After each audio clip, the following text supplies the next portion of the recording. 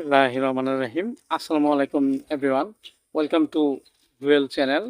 আজ একটি সাবজেক্ট নিয়ে আলোচনা করব। সাবজেক্টটি হলো চুলকানির জন্য মেডিসিন।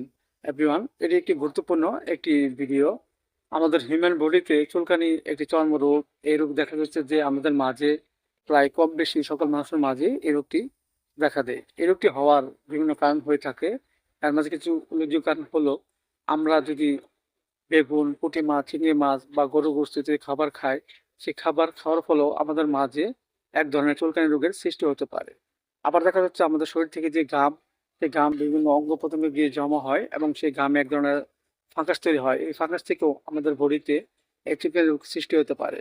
আবার দেখা যাচ্ছে যে আমাদের পরিপাকতন্ত্রে কিংবা রক্তে যদি দুধজনিত কোনো ত্রুটি দেখা দেয়, এর ফলে হচ্ছে আমাদের মাঝে এই চুলকানি রোগের সৃষ্টি হতে পারে। সুতরাং এই রোগটি আমাদের মাঝে হলে আমরা কিছু করণীয় বিষয়গুলো জেনে সুস্থ হতে পারি। যেমন দেখা যাচ্ছে যে একজন ব্যক্তি, তার বডিতে পূর্বে চুলকানি ছিল, কিন্তু বর্তমান সময়ে চুলকানি নাই, কিন্তু হঠাৎ একদিন প্রচুর চুলকায় এবং ব্যথা করে, সহজে সরতে চায় না।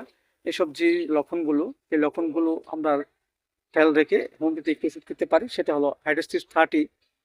আমরা 2 ফোঁটা করে সকাল এবং বিকেল 2 বার সেবন করতে পারি। আবার দেখা যাচ্ছে যে একজন ব্যক্তির শরীরে কিছু ছোট ছোট ব্রণ হয়েছে, ব্রণটি জ্বলে এবং কাটার নেই, দানাদার দেখতে, ব্যথাও করে। তাহা দূর করার জন্য একটি প্রশংসনীয় ওষুধ খেতে পারি। সেটা হলো আর্টিকা ইউনেস মাদার।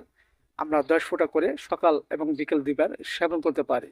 এবং দেখা যাচ্ছে যে আরেকটি ব্যক্তি যদি সে সব সময় পানিতে নেমে কাজ করে এবং কাজ করার ফলে শরীরে কিছু চাকা চাকা বর্ণ হয়েছে, বর্ণটি দেখতে অনেকটা লাল বর্ণের এবং প্রচুর চুলকায়, ব্যথা করে, এসব যে লক্ষণগুলো, সেই লক্ষণগুলো যদি আমরা হোমিওপ্যাথি একটি ওষুধ খেতে পারি, সেটা হলো লাস্ট অফ 30।